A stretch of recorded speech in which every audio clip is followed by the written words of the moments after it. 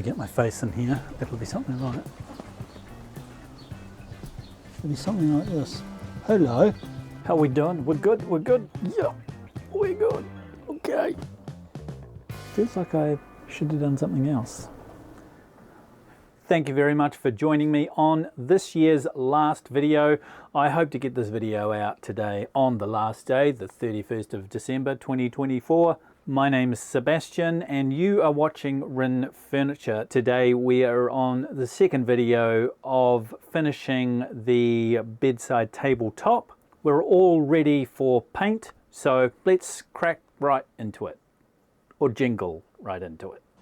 Well, welcome back to Rin Furniture. This week we are on restaining the top of a couple of bedside tables. I'm only going to show you one because there's no point in showing the repeat of the second. We have actually already done the sanding. We'll go back to day one.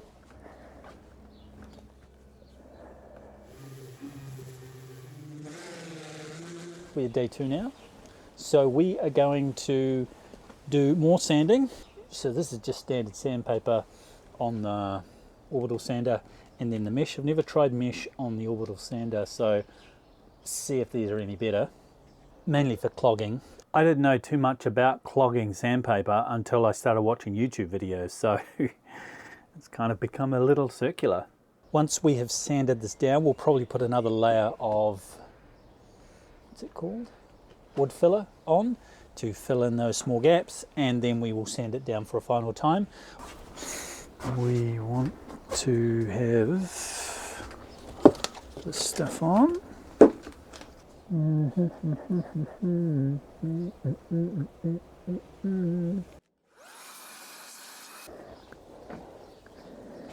Okay.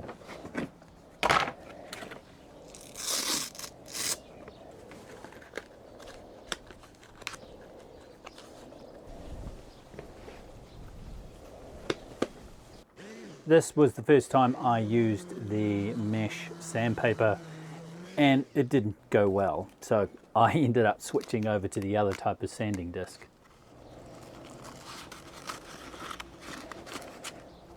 So I probably would not use these for any fine work. It just created a lot of swirls, and that's 240. It was more like 80 grit. It felt cutting through like 80 grit, but it was definitely 240. I should have used this stuff for the stuff I did yesterday, but it'll come in handy for the next one. Didn't really stick particularly well to the sanding pad. I did look for a converter, but couldn't find one. While I was editing this, I then did another search and I found one. $25 excluding tax. That's a little expensive for just a pad. I thought it would be a good idea to do a comparison. On the left hand side is the mesh sandpaper and on the right hand side is the standard sandpaper. The mesh sandpaper took longer to get everything sanded away, and the standard sandpaper actually did a quicker job.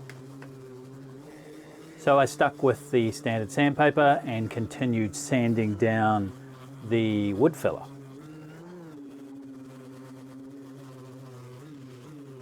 I'm here checking to make sure that all of the wood filler is flat. Obviously I don't want any bumps or any cracks in that filler.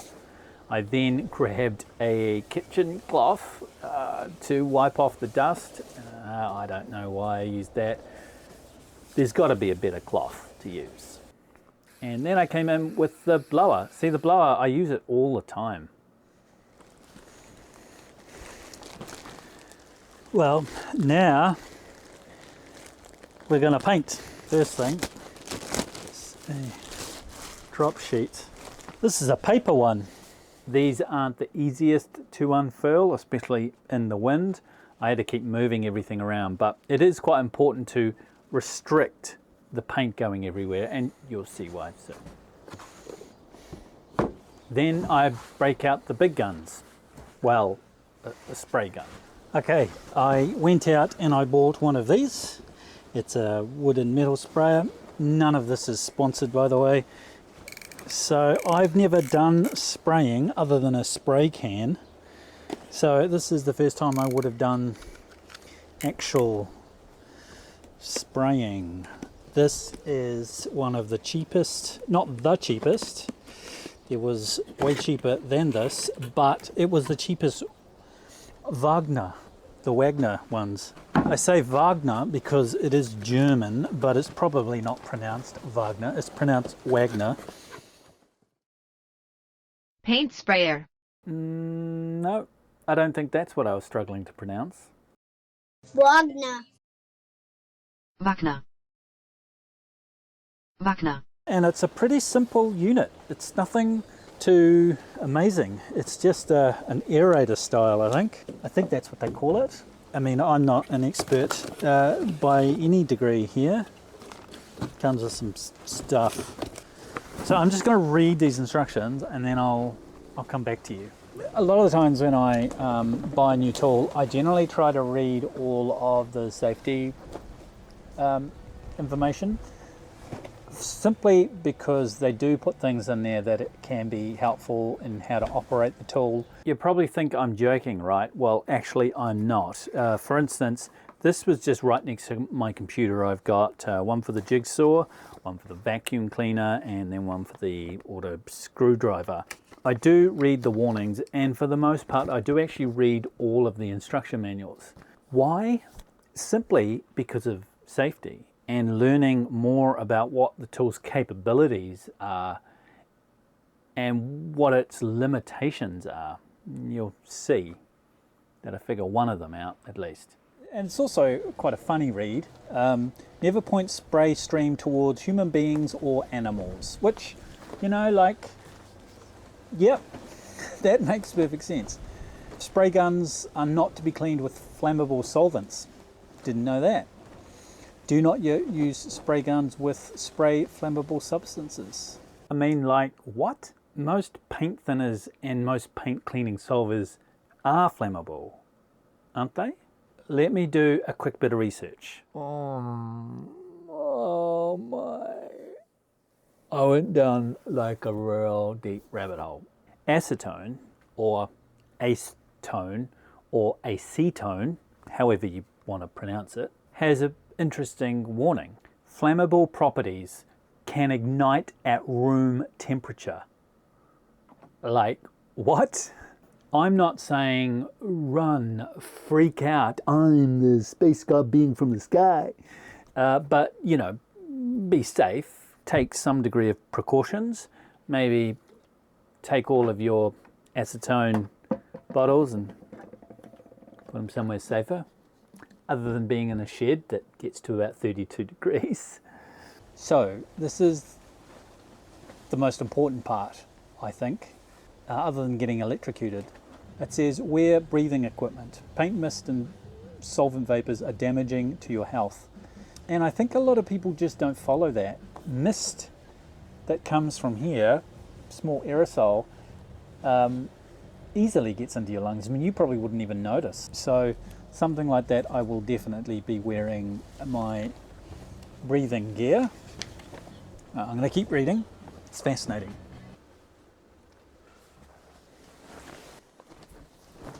And what is in here? Some sort of paint tool.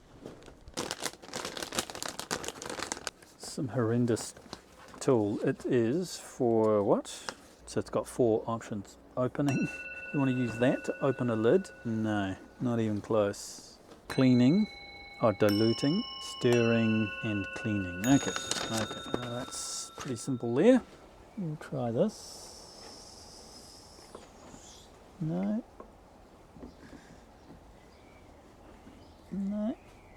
This is what I'm referring to, this little thin piece of plastic. You're supposed to use that to open up the can. That's never going to happen. So let me throw this useful thing away.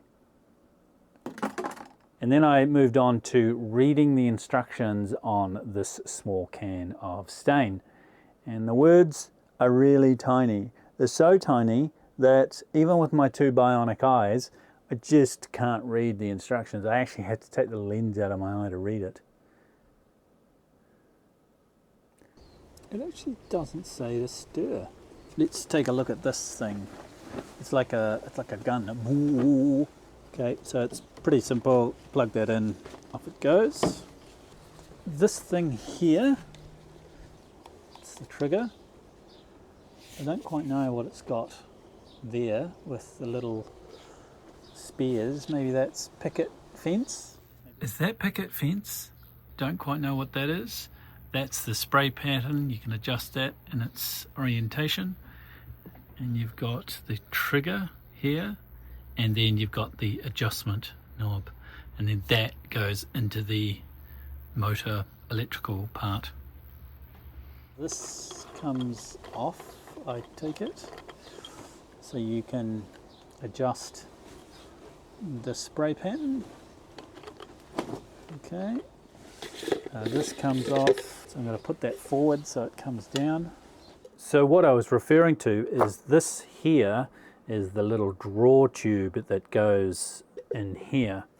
So when you're spraying downwards, you want that draw tube to be facing downwards because that's where all the paint's going to be in the corner. It's got a nozzle seal in here. Comes with some Vaseline, lubricating grease. Doesn't exactly tell you where you're putting that, which doesn't help. And then a seal, which I can't see where a seal would go. I mean, it could be a spare seal. It could be a seal that I need to put on there. It doesn't look like it. Let me just check the instructions. It definitely does not say anything about that. In order to mount the gun more easily, apply lubricating grease and blow deliberately to the O-ring. So one of the biggest criticisms that I have of instruction manuals, because I read so many of them, is that they do use relatively simple diagrams sometimes, and these diagrams aren't particularly helpful. I would say that Ryobi is probably the worst.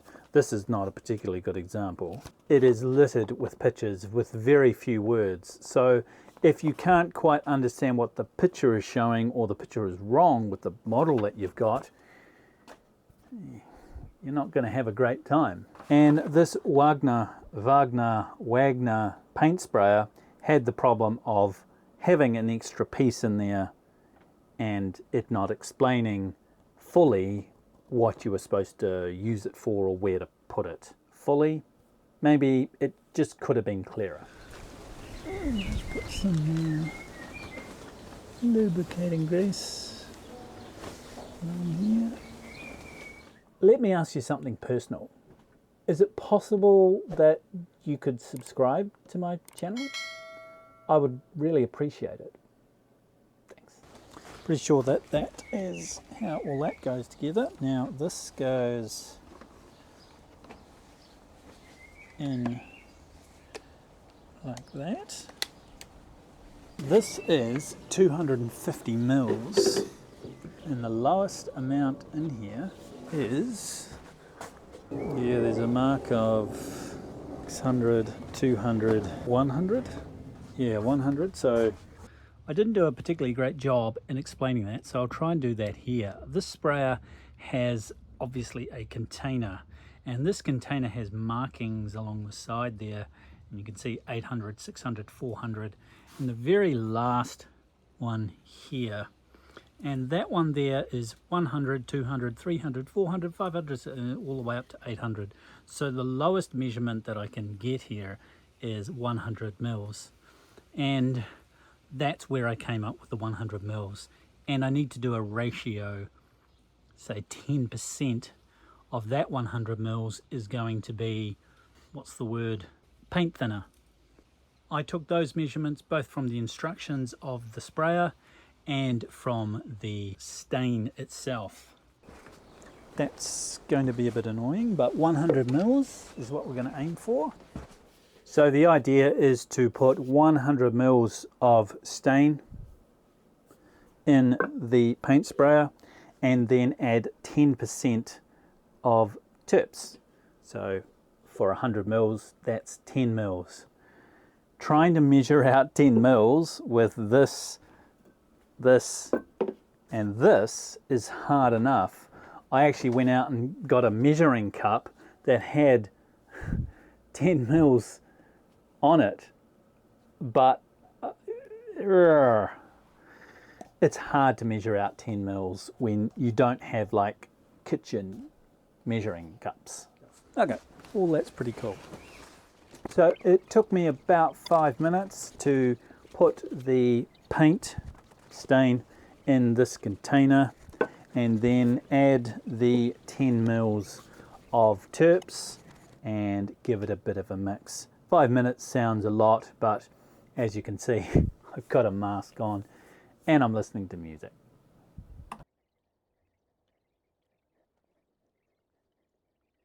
Since I'd never used the gun before, I grabbed a piece of cardboard, went round the back of the shed and had a couple of test runs. It seemed pretty simple. Okay, here we go.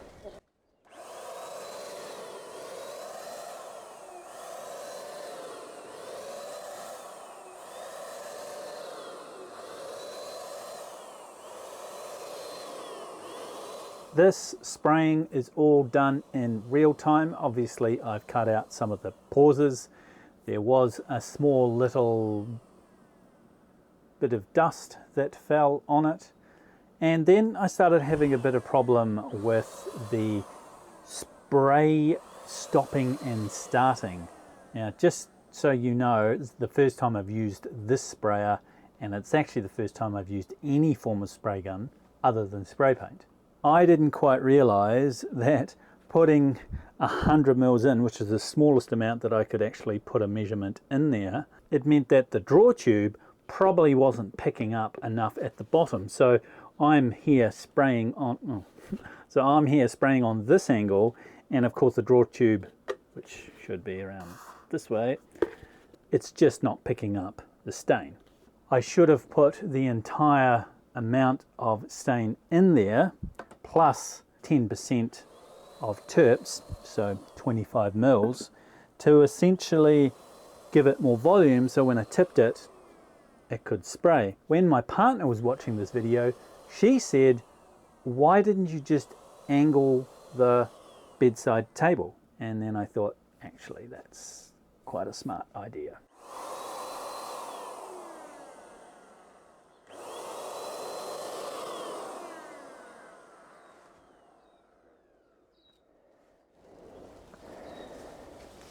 I had a look at the final result. It's actually quite fascinating because from different angles it looks really good. On other angles it looks really terrible. So I actually picked up the camera and went around the table a few times so you could kind of see what I could see. This angle, when it was straight on, you could see the reflection in the back and it looks all bumpy and uneven. Not the best. But then of course you go 90 degrees to that and then it looks perfectly flat.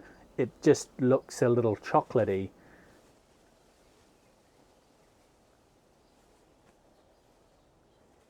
If you've enjoyed me attempting to use this sprayer for the first time and really appreciate my efforts, I'd appreciate it if you gave the video a little bit of a like. So this is when all of the views are together. You can see me walking around, the camera's moving. You can see a little bit of that blotchiness in this shot.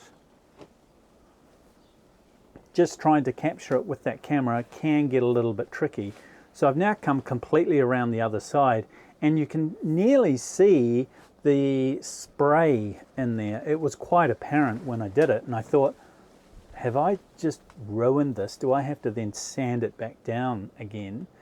The blotchiness didn't look great, and to be perfectly honest, the thing that was frightening me the most was you could really see those lines in the wood, which is basically wood being joined together. But the blotchiness was so apparent. It was everywhere.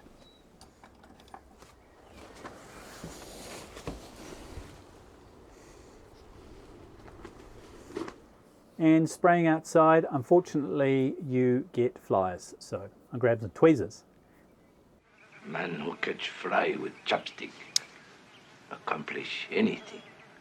And pulled that fly into 2 pieces. And then I essentially started to clean up. So there was 5 minutes set up, a minute and a half in the process of actually spraying, and then the cleanup took about 7 minutes. You basically have to disassemble this, clean it, reassemble it, run some terps through it, and then take it all apart, dry it all off. And that whole process can take a while. You want to get everything as clean as possible, especially anything that's got a hole in it, because stain and of course paint would be far worse because it's going to be thicker, can't dry in this machine, otherwise it'll just get blocked and you simply won't be able to use it. I've seen quite a few people on the internet and they clean it as much as they can, but unfortunately it still gets clogged. So I'm pretty much done. I then put this inside because I don't want more flies while it dries, and I tried to throw that out of shot. I don't even know what I was trying to do there. Maybe I was trying to be a basketball star. Okay, so we have completed that. I've sprayed it, cleaned the sprayer out. Sprayer worked okay. It could have been a bit more smoother. Took some shots of that table, you'll be able to see it. Tomorrow we'll do one more coat and then probably another coat tomorrow again. We'll see how it goes. So I'll see you tomorrow and let's hope stain boots out. Okay. So that's it for this week's video. Yes, I will be coming back. There is one more to go. Hopefully it's only one. This is probably the last coat. Actually silky smooth here. Thank you very much for following me, and thank you very much for watching my videos. I really do appreciate it. Next week, next year, we'll see you next week, and we'll see you next year. Have a great week, have a great start of your year, and we'll see you next week.